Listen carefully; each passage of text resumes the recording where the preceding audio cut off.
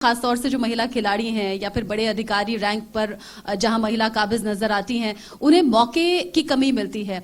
आप कोई ऐसी कैंपेन को शुरू करने वाली हैं कि जिससे परिवार तक आपकी आवाज पहुंचे और हर परिवार में बेटियों को आगे बढ़ाया जा सके? देखिए, ऐसा है कि वैसे तो ये नेचुरली भी ऐसा होता है कि जहाँ कहीं पर भी कोई ऐसे कॉलेज हैं, स्कूल्स हैं कि जहाँ के जो टीचर्स हैं या एडमिनिस्ट्रेशन ये चाहता है कि उनकी जो वहाँ पर स्टूडेंट्स हैं, जो लड़कियां हैं, उनको कोई इंस्पिरेशन मिले, तो मुझे वो मैक्सिमम मोस्टली मुझे इनवाइट करते हैं और मुझे भी बहुत अच्छा लगता है उनके साथ इंटरेक्ट करके।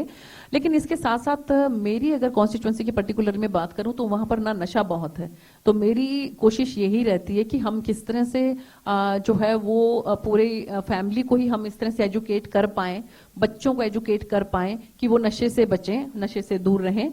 और मैं इसमें बार बार ये बात भी कहती हूँ कि ये जो एज होती है, इस एज में ना पीयर प्रेशर बहुत रहता है। तो पीयर प्रेशर की वजह से बहुत से बच्चे ऐसे हैं कि जो ना चाहते हुए भी इस रास्ते पर चल पड़ते हैं। तो मुझे ये लगता है कि इन बच्चों को ये समझाने की, थोड़ा सिखाने की जरूरत होती है कि आप एक इंडिपेंडेंट एंटिटी हो, आप किसी के ऊपर किसी में ऐसी ताकत नहीं होनी चाहिए कि आपको वो बदल सके, आपको चेंज कर सके या कि आपको हिला सके। तो इसलिए मुझे लगता है कि थोड़ा सा ये सब बातें जो है वो स्कूल्स में, कॉलेजेस में बताने की जरूरत है, ताकि जो है हमारे बच्चे नशे से दूर रहें और हमारी बेटियां भी आगे बढ़ें। चूंकि हम कॉलेज में मौजूद हैं मैम, तो आप अपने कॉलेज का जिक्र जरूर कीजिएगा और किसी खास टीचर को भी याद कीजिएगा। हाल ही में प्रधानमंत्री नरेंद्र मोदी ने भी अपने टीचर को याद किया, वो भावुक भी हो गए थे। अपने किसी ऐसे टीचर जिनसे आप इंस्पायर रही हो, वहां से प्रेरणा मिली हो आगे बढ़ने के लिए, वहीं से इंस्पायर होकर आप आगे बढ़ी हो, ये बताइएगा। लेकिन यहाँ कॉलेज के स्टूडेंट्स भी हमारे साथ में हैं, इनमें छात्र भी हैं, छात्राएं भी हैं। आपने कल्चर की बात की, आपने कहा टीचर की बड़ी अहम भूमिका होती है। आजकल का कल्चर थोड़ा सा प्रभावित नजर आता है क्या सोशल मीडिया से, मोबाइल फोन से, या फिर जैसे आपने नशे का जिक्र किया? नहीं, मुझे लगता है कि थोड़ा नहीं, बहुत ज्यादा प्रभावित है। और ये हमारी अपनी चॉइस है कि हम जो एक टेक्नोलॉजी हमें मिली है, उस टेक्नोलॉजी का हम कैसे इस्तेमाल करते हैं। हम उसका पॉजिटिव वे में इस्तेमाल करते हैं कि नेगेटिव वे में इस्तेमाल करते हैं, ये हम पे डिपेंड करता है। तो अगर आप अपने टीचर्स की बात करें तो सच में मेरी टीचर्स एक सागर मैडम थी, तो बाद में उनका कैंसर से उनकी डेथ हो गई थी।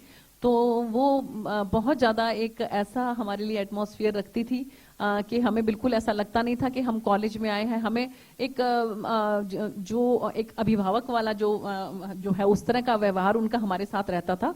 तो उनको मैं बहुत शिद्दत से याद करती हूँ। और एक हमारी दुग्गल मैडम भी थी।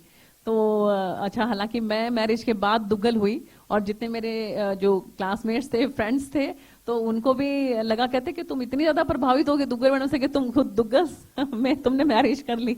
तो वो भी बहुत मुझे मौका मिला as a member of parliament मेरे कॉलेज के अंदर ही एज अ चीफ गेस्ट जाने का। तो वो भी एक अलग ही तरह का आपका अनुभव होता है कि सभी वो, क्योंकि मैंने बीएससी मेडिकल किया डीएन कॉलेज से, साइंस ग्रेजुएशन, उसके बाद फिर मैंने एमएससी केमिस्ट्री किया एचयू से। तो वहां पर जितनी भी हमारी टीचर्स थी, हमारी लैब्स जो है, उन सबको हम देख के याद करते रहे और ये भी याद करते रहे कि उसमें बिल्कुल ऐसा नहीं लगता था कि मैं कभी मेंबर ऑफ पार्लियामेंट भी होंगी। तो यू नेवर नो कि आपको किस्मत कहां से कहां लेकर जाती है। तो बड़ा अच्छा लगता है जब आप जिस कॉलेज में पढ़ते हैं, जिस कॉलेज के आप एल्यूमिनाई होते हैं, उसमें आप जाकर एज अ चीफ गेस्ट आप जाते हैं। सभी कुछ टीचर्स बुजुर्ग हो गए थे, कुछ थे वहां पर, उनसे भी मुलाकात हुई, तो बहुत अच्छा लगता है ऐसे।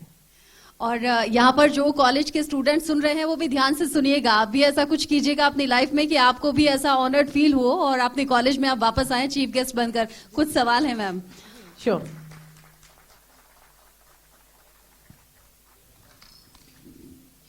मैम, सोशल मीडिया पे जैसे इंस्टाग्राम, फेसबुक पर लड़कियों के बारे में कैसे भी गंदी गंदी पोस्ट की जाती हैं और उनके बारे में गलत गलत लिखा जाता है, तो उसके बारे में हम क्या एक्शन लें? हमें तो घबराहट हो जाती है कि हम क्या करें क्या नहीं। तो आप बताइए मैम, हमें क्या एक्शन लेना चाहिए? देखो बेटा, सबसे पहली बात तो यह कि जो इस तरह की पोस्ट करते हैं ना, ये तुम्हारी कोई गलती नहीं है, तुम्हारा कसूर नहीं है। ये उनके संस्कार दिखाता है कि उनके माँ बाप ने उनको क्या संस्कार दिए हैं, कि उन्होंने क्या शिक्षा ग्रहण की है। ये उनकी मानसिकता झलकाता है। सबसे पहली बात तो यह कि इस तरह की पोस्ट से बिल्कुल तुम्हें चिंता करने की, तुम्हें घबराने की जरूरत नहीं है, क्योंकि तुम अगर अपने पार्ट पे ठीक हो तो कोई कितना ही तुम्हारे लिए लिखता रहे, बकवास करता रहे, तुम्हें बिल्कुल चिंता करने की जरूरत नहीं है। ये उसकी मानसिकता दर्शाता है कि उसके माँ बाप ने उसकी परवरिश ठीक तरीके से नहीं की। नंबर एक बात तो। और नंबर दूसरी बात यह है कि मुझे लगता है कि कहीं ना कहीं कुछ शायद इसके अंदर कुछ परसेंट ऐसा है कि कहीं ना कहीं हम महिलाएं भी उसमें दोषी हैं। कि मैं अभी देख रही थी पिछले दिनों जो है सोशल मीडिया पे एक अजीबोगरीब जो है वो वीडियो बन रहे हैं कि ये मेरी बेटी है और ये मेरी बेटी जो है वो इसका कोई फ्रेंड था, ये प्रेग्नेंट हो गई है, अब इसको कोई आज अपना लेगा, इसको कोई एक लड़की है वो वीडियो बना रही है कि मुझे जो है मेरे को बच्चा चाहिए, 1 साल तक कोई मेरे साथ रहे और मेरे को बच्चा दे, उसके बाद चला जाए। क्या नॉनसेंस है ये। मुझे लगता है कि ये सब चीजें जो है, इन चीजों के ऊपर कहीं ना कोई अंकुश होना चाहिए। चाहे ये लड़के करें चाहे ये लड़कियां करें, ये उनकी बहुत ही संकीर्ण और बहुत ही घटिया विकृत मानसिकता है जो इस तरह की पोस्ट करते हैं सिर्फ फेमस होने के लिए, सिर्फ लाइक्स के लिए, सिर्फ इन चीजों के लिए। तो ये बहुत बहुत गलत चीज है। हमें जहां कहीं पर भी मौका मिले इन चीजों को जो है हमें इन चीजों से गुरेज करना चाहिए और इन चीजों के लिए हमें उनको कोई ना कोई सबक भी सिखाना चाहिए। और ये बात तो प्रधानमंत्री नरेंद्र मोदी ने भी अपने भाषण में कई बार कही है कि सोशल मीडिया का जो इस्तेमाल है वो हमें पॉजिटिव वे में करना है। कहते हैं ना कि अच्छा आप स्वीकार कर लीजिए, लेकिन जो बुरा है उसे नजरअंदाज कर दीजिए और बुरी चीजों से आप लोग दूर रहिए। कुछ और सवाल है मैम? अगर हमें राजनीति में आना हो, किसी लड़की को राजनीति में आना हो, तो हम क्या कर सकते हैं? बेटा सबसे पहले जैसे अगर मैं अपना बताऊं तो मैं आपको सबसे पहले तो ये सोचना है कि आप राजनीति में किस लिए आना चाहते हो।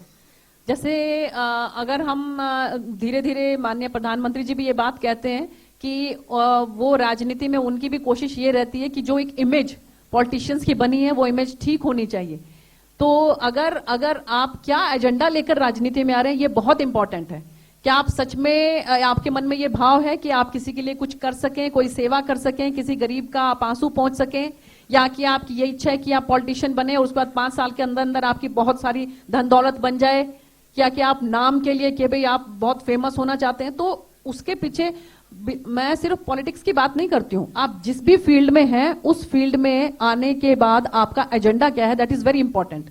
अगर आपका एजेंडा सच में ये है कि आप सेवा भाव से कुछ करना चाहती हैं तो कोई बहुत मुश्किल बात नहीं है। आजकल तो बहुत सी ऐसी अपॉर्चुनिटीज हैं और पार्टीज भी जो हैं, जैसे अगर हम अपनी भारतीय जनता पार्टी की भी बात करूं तो इसमें स्टूडेंट्स विंग है और डॉक्टर्स का विंग है और एडवोकेट्स का विंग है, अलग अलग विंग्स हैं। उसके अंदर आप अपना काम कर सकती हैं और धीरे धीरे आप जो है आगे बढ़ सकती हैं। और यहाँ पर सीख की जो बातें हैं उसे जीवन में गांठ बांध कर रखिएगा। यकीन जानिए अगर कोई अच्छी प्रेरणा देने वाला हो, अच्छा मार्गदर्शन करने वाला हो तो इसे गौर से सुनना चाहिए। मैं उम्मीद करती हूँ यहाँ पर जितने भी लोग हैं सब ध्यान से सुन रहे होंगे।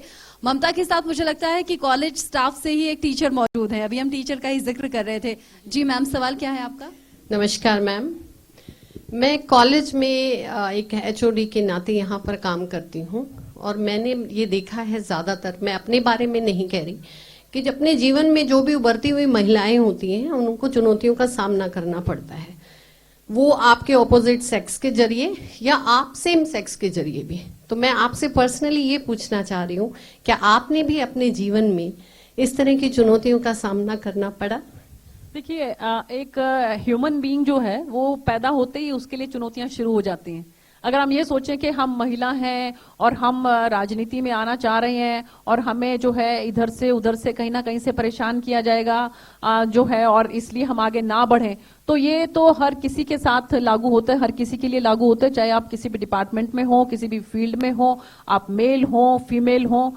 आपके अंदर इतना कॉन्फिडेंस होना चाहिए और डिटर्मिनेशन होना चाहिए कि आपको जो है गलत चीजों को इग्नोर करते हुए आगे बढ़ना है। इसमें कहीं कोई दो राय नहीं महिलाओं के लिए, क्योंकि मैन डोमिनेटिंग सोसाइटी है। हम लोग धीरे धीरे महिलाएं आगे बढ़ रही हैं, लेकिन फिर भी कहीं ना कहीं महसूस होता है शायद ये पुरुष लोगों को कि महिला भी हैं, पढ़ी लिखी भी हैं, और कहीं कहीं आई डोंट नो, मतलब मुझे लगता है कि उनको लगता है कि कहीं हमारा पत्ता कटेगा, जबकि ऐसी बात नहीं होती है। उनका पत्ता कटने वाला नहीं है। अगर वो अच्छा कर रहे हैं तो वो भी आगे बढ़ सकते हैं। तो इसमें मुझे लगता है कि अगर आप कॉन्फिडेंट हैं, अगर आप डिटर्मिन हैं और आप मेहनती हैं, आप ईमानदार हैं, तो कोई आपका रास्ता जो है रोक नहीं सकता। मेल डोमिनेटिंग कंट्री है ये मानते हैं हम, लेकिन कोई हमें रोक नहीं सकता। लगातार आगे बढ़ते रहना है, उसमें सही रास्ते पर सही दिशा में चलने के लिए हमें ध्यान देना होगा और जरूरी भी है।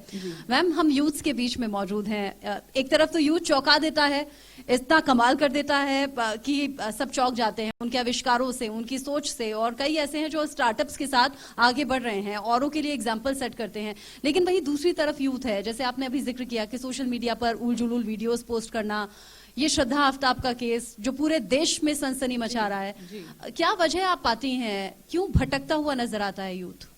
देखिए, मुझे लगता है कि जहां कहीं पर भी जो यूथ हमारा है वो अगर फोकस्ड है, अगर वो गोल ओरिएंटेड है, तो वो नहीं भटकता, क्योंकि उसके पास अपने गोल को अचीव करने के लिए ही इतना समय है, उसके पास उल जुलूल चीजों के लिए समय ही नहीं है। लेकिन जो जिसका कोई गोल नहीं है, जिसने कुछ अपने लिए कुछ ऐसा कुछ डिसाइड नहीं करके रखा हुआ है, तो मुझे लगता है कि उसके पास समय ही समय है। वो अपना सारा समय इस तरह की चीजों में लगाता है कि कहां पर जो है किस तरह के कमेंट्स करे या किस तरह की जो है उल्टी सीधी बातें लिखे। तो जो भी बच्चे जो हैं वो फोकस्ड हैं, जिनको पता है कि उनको अपनी जिंदगी में क्या करना है, अपनी लाइफ में क्या करना है, उनके पास बिल्कुल फुर्सत नहीं है। तो मैं ये कहती हूँ कि वो जो है इस तरह के असामाजिक बच्चे हैं जो अपना उस तरफ को ध्यान छोड़ के, अरे माँ बाप इतना पैसा लगाते हैं आपके लिए, आपको पढ़ाते हैं, और वो सोचते हैं, उम्मीद करते हैं कि आप जो है उनका सहारा बनेंगे, कुछ अच्छा करेंगे, कोई ना कोई गोल अचीव करेंगे। तो मुझे लगता है कि जो फोकस नहीं है बच्चे, सिर्फ वही बच्चे जो हैं उनके पास इतना समय रहता है कि उल्टी सीधी तरफ वो देखते हैं, उल्टी सीधी बातें करते हैं और उल्टे सीधे कमेंट्स करते हैं। अगर बच्चे भटक रहे हैं तो क्या परिवार की भी इसमें कोई गलती है? देखिए, परिवार जो है उसकी कहीं कुछ थोड़ी गलती तो रहती है, क्योंकि मुझे नहीं लगता कि कोई बहुत ज्यादा समय तक कोई बच्चा अपने पेरेंट्स को डिच कर सकता है, अपने पेरेंट्स को जो है उनको बहका सकता है।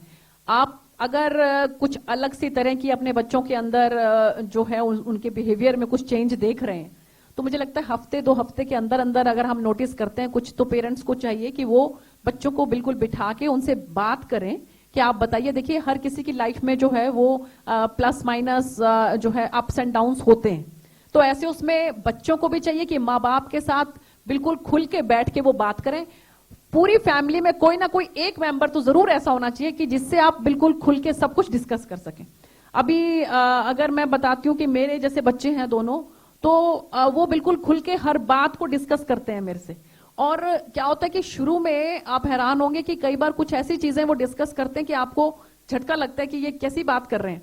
लेकिन ऐसे समय में आप बिल्कुल पेशेंस रखते हुए उस बात को सुने, तो उनको लगेगा कि वो आपको अपनी बात कह सकते हैं। अगर आप उसी समय में उनको डांट के, फटकार के और अगर, तो मुझे लगता है कि फिर वो एक कट हो जाता है, फिर वो थोड़ा सा एक दूरी बना लेते हैं कि इसका मतलब मुझे ये बातें अपने पेरेंट्स को या अपनी मम्मी को या पापा को नहीं बतानी चाहिए, क्योंकि वो तो इमीडिएट रिएक्ट करते हैं।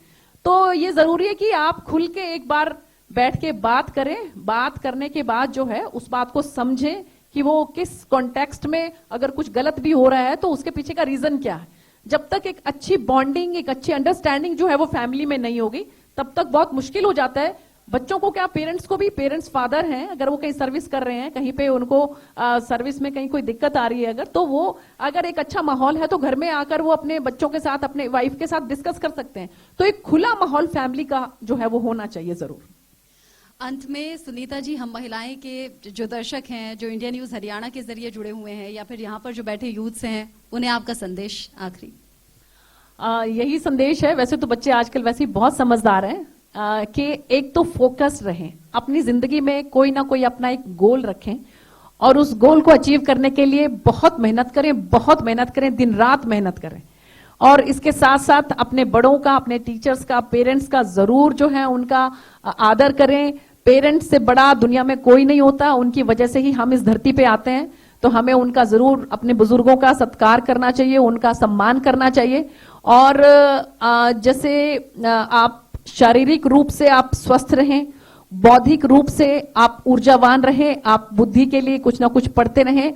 और इसके साथ साथ बहुत इंपॉर्टेंट है कि आप आध्यात्मिक रूप से भी कहीं ना कहीं से जरूर जुड़े रहें, क्योंकि अगर आप वो ऊर्जा ऑलमाइटी से, अगर आप वहां से वो ऊर्जा लेते रहेंगे, तो अच्छी ऊर्जा जो है, पॉजिटिव एनर्जी, उसी को ही आप लेंगे और उसी को ही डिसेमिनेट करेंगे।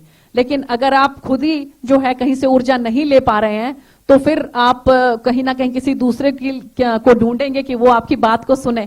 तो मुझे लगता है कि अपने आप एक पॉजिटिव एनर्जी आपको जरूर लेनी चाहिए, आध्यात्मिक ऊर्जा, और उसके बाद फिर आप खुद ही महसूस करेंगे कि आपकी जितनी भी समस्याएं हैं उनका समाधान धीरे धीरे अपने आप होने लगता है। तो लक्ष्य को आपने जान लीजिए, लक्ष्य निर्धारित कीजिए, आगे बढ़ते रहिए। सफलता अगर आज नहीं मिली तो कल जरूर मिलेगी, जरूरी नहीं है पहली बार में ही कोई सफल हो जाए। बहुत बहुत शुक्रिया मैम हमारे साथ जुड़ने के लिए। अभी और भी अगर किसी स्टूडेंट का, बच्चे का कोई किसी भी तरह का कोई सवाल है तो वो पूछ सकता है या के लिख के भी दे सकता है। I will try my level best कि मैं उसको किसी भी तरह से उसको जो है सॉल्व कर सकूं। Thank you. Thank you.